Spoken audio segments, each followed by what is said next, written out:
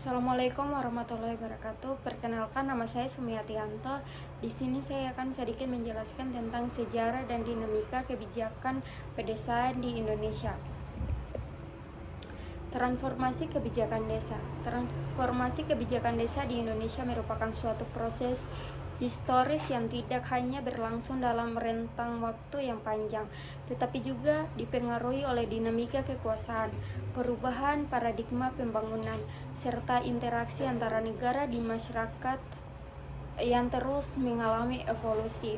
Dalam konteks ini, desa tidak dapat dipahami secara statistis sebagai unit administratif yang sekedar menjalankan fungsi pemerintah, melainkan sebagai entitas sosial yang memiliki identitas, nilai, serta mekanisme internal yang berkembang secara organik berdasarkan pengalaman historis dan kearifan lokal yang diwariskan secara turun-temurun.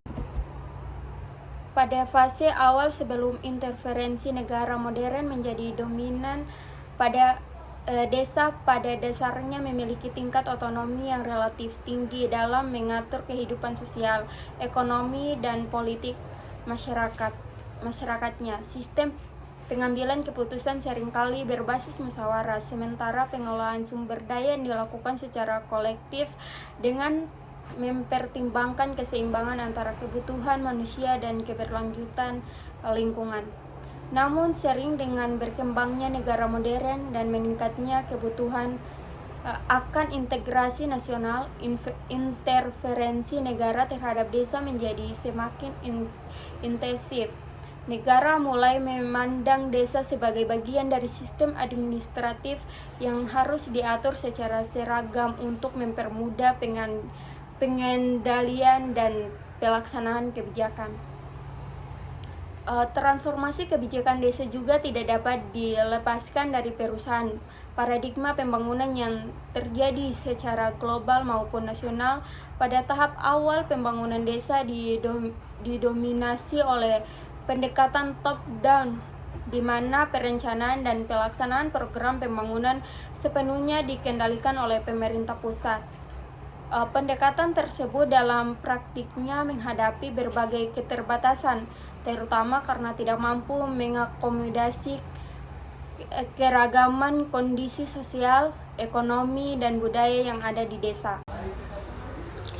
Dalam paradigma baru ini, desa tidak lagi dipandang sebagai objek pembangunan, melainkan sebagai subjek yang memiliki kapasitas untuk merencanakan dan melaksanakan pembangunan secara mandiri. Masyarakat desa diberikan ruang yang lebih luas untuk terlibat dalam proses pengambilan keputusan, sehingga pembangunan yang dilakukan lebih sesuai dengan kebutuhan dan potensi lokal. Dalam paradigma baru ini, desa tidak lagi dipandang sebagai objek pembangunan, melainkan sebagai subjek yang memiliki kapasitas untuk merencanakan dan melaksanakan pembangunan secara mandiri. Masyarakat desa diberikan ruang yang lebih luas untuk terlibat dalam proses pengambilan keputusan, sehingga pembangunan yang dilakukan lebih sesuai dengan kebutuhan dan potensi lokal. Namun demikian, transformasi kebijakan desa tidak selalu berjalan secara linear atau tanpa hambatan. Proses ini seringkali diwarnai oleh tarik-menarik kepentingan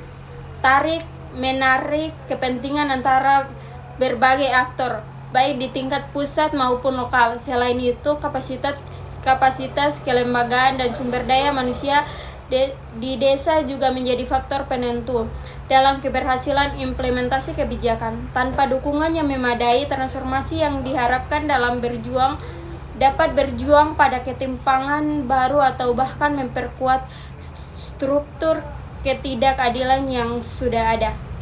Transformasi kebijakan desa di Indonesia merupakan proses yang kompleks dan multidimensial.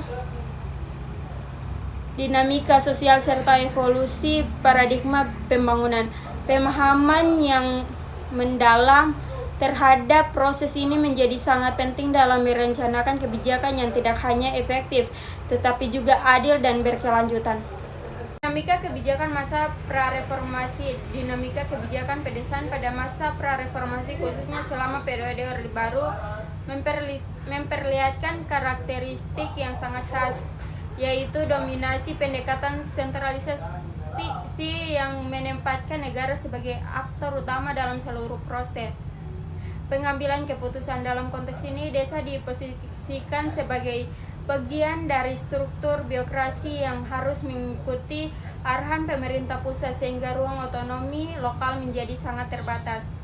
Kebijakan ini secara formal diwujudkan melalui Undang-Undang Nomor 5 Tahun 1979 tentang Pemerintah Desa, yaitu bertujuan untuk menyeragamkan struktur pemerintahan di desa di seluruh Indonesia. Penyeragaman ini didasarkan pada asumsi bahwa keragaman akan mempermudah koordinasi, pengawasan, serta pelaksanaan program pembangunan.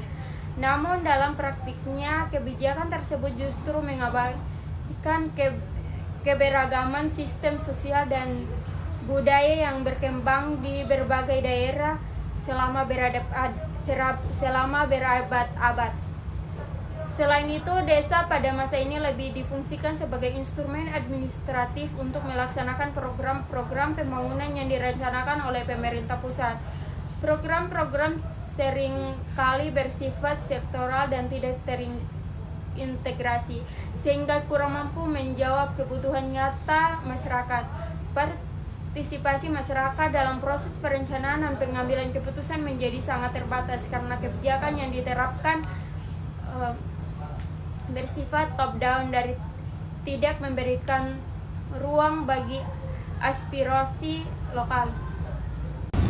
Namun demikian, tidak dapat dipungkiri bahwa kebijakan pada masa pra-reformasi juga memberikan kontribusi dalam pembangunan infrastruktur desa di pedesaan. Pembangunan jalan irigasi serta fasilitas pendidikan dan kesehatan menjadi salah satu pencapaian penting yang mendukung peningkatan kesejahteraan masyarakat. Infrastruktur ini menjadi fondasi bagi pembangunan di masa berikutnya.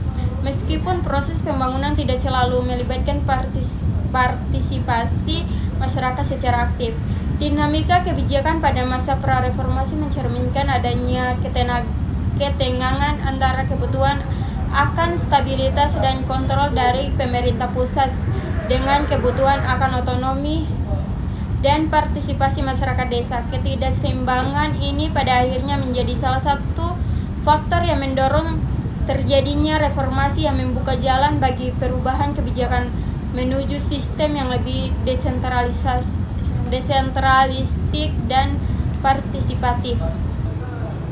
Desentralisasi pasca reformasi. Desentralisasi pasca reformasi. Era reformasi yang dimulai pada tahun 1998 menandai titik balik yang sangat penting dalam sejarah pemerintah Indonesia, khususnya dalam hal hubungan antara pemerintah pusat dan daerah, di mana sistem yang sebelumnya sangat terpusat mengalami penggeseran menuju model desentralisasi yang memberikan ruang lebih besar bagi daerah untuk mengelola urusan pemerintah secara mandiri. Perubahan ini tidak hanya bersifat administratif, tetapi juga mencerminkan transformasi mendasar dalam paradigma pemerintahan yang menempatkan daerah sebagai aktor utama dalam proses pembangunan, termasuk dalam konteks pengelolaan desa. Oleh karena itu, penerapan desentralisasi diharapkan dalam menciptakan sistem pemerintah yang lebih responsif, adaptif, serta mampu mengakomodasi keragaman kondisi sosial, ekonomi, dan budaya yang ada di berbagai daerah. Suryadi et al. 2023 menyatakan bahwa desentralisasi merupakan langkah strategis dalam memperkuat peran daerah sekaligus meningkatkan kualitas pelayanan publik melalui pendekatan yang lebih dekat dengan masyarakat. Dalam konteks desa, kebijakan ini membuka peluang yang sangat luas bagi pemerintah desa untuk tidak hanya menjalankan program dari pusat, tetapi juga merencanakan dan melaksanakan kebijakan pembangunan yang sesuai dengan kebutuhan lokal.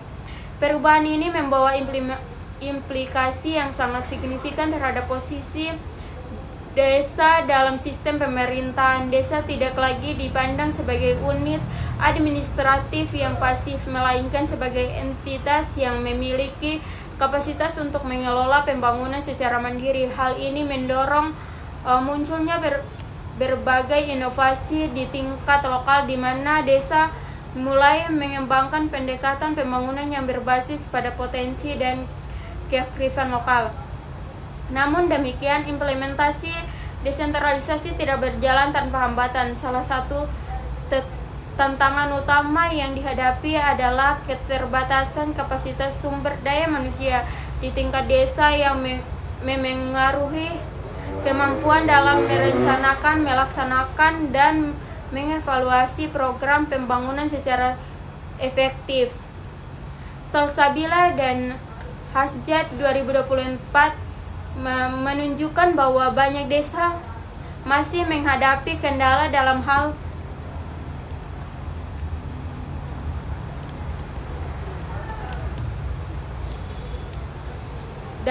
mengelola keuangan dan administratif. Selain itu, desentralisasi juga membawa konsekuensi terhadap distribusi kekuasaan di tingkat lokal, yang dalam beberapa kasus dapat memicu konflik antara berbagai aktor, baik di dalam pemerintah desa maupun antara desa yang pemerintahan daerah. Perubahan dalam struktur kekuasaan ini seringkali diiringi dengan munculnya dinamika politik lokal yang kompleks yang dapat memengaruhi proses pengambilan keputusan dan implementasi kebijakan. Di sisi lain, desentralisasi juga menuntut adanya sistem pengawasan dan akuntabilitas yang lebih kuat untuk mencegah penyalahgunaan kewenangan tanpa mekanisme kontrol yang efektif. Peningkatan kewenangan di tingkat lokal berpotensi menimbulkan praktik-praktik yang tidak transparan dan tidak akuntabel. Oleh karena itu, penguatan kelembagaan, peningkatan kapasitas aparatur, serta partisipasi masyarakat menjadi faktor kunci dalam memastikan keberhasilan desentralisasi. Undang-Undang Desa dan implikasinya. Undang-Undang Nomor 6 Tahun 2014 tentang Desa merupakan salah satu tongkat penting dalam sejarah kebijakan pedesaan di Indonesia yang tidak hanya memberikan landasan hukum bagi penguatan otonom desa, tetapi juga merefleksikan perubahan paradigma dalam memandang desa sebagai entitas yang memiliki hak, kewenangan, serta kapasitas untuk mengelola pembangunan secara mandiri. Undang-undang ini memberikan pengakuan terhadap keberadaan dan desa sebagai kekuasaan masyarakat hukum yang memiliki hak asal-usul sebelumnya kurang mendapatkan perhatian dalam kebijakan yang bersifat sentralisasi. Implikasi dari Undang-Undang Desa sangat luas dan mencakup berbagai aspek mulai dari tata kelola pemerintah hingga dinamika sosial di tingkat lokal. Dengan adanya kewenangan yang lebih besar, desa memiliki kesempatan untuk merencanakan program pembangunan yang lebih kontekstual dan berbasis pada potensi lokal. Partisipasi masyarakat dalam proses perencanaan juga meningkatkan karena mekanisme seperti musyawarah desa menjadi bagian penting dalam pengambilan keputusan. Namun, peningkatan kewenangan dan sumber daya ini juga membawa tantangan yang tidak kecil, terutama dalam hal kapasitas pengelolaan keuangan dan administratif. Banyak desa yang belum memiliki kemampuan yang memadai dalam mengelola anggaran dalam jumlah besar, sehingga berpotensi menimbulkan masalah seperti penyalahgunaan dana, kekurangan transportasi, serta rendahnya akuntabilitas. Hal ini menunjukkan bahwa penguatan kapasitas aparat desa menjadi sangat penting dalam memastikan bahwa implementasi Undang-Undang Desa dapat berjalan dengan baik. Tantangan kontemporer. Dalam konteks perkembangan global dan nasional yang semakin dinamis, desa di Indonesia dihadapkan pada berbagai tantangan kontemporer yang bersifat kompleks dan multidimensional, yang tidak hanya berkaitan dengan aspek ekonomi tetapi juga mencakup dimensi sosial, lingkungan, teknologi, serta kelembagaan.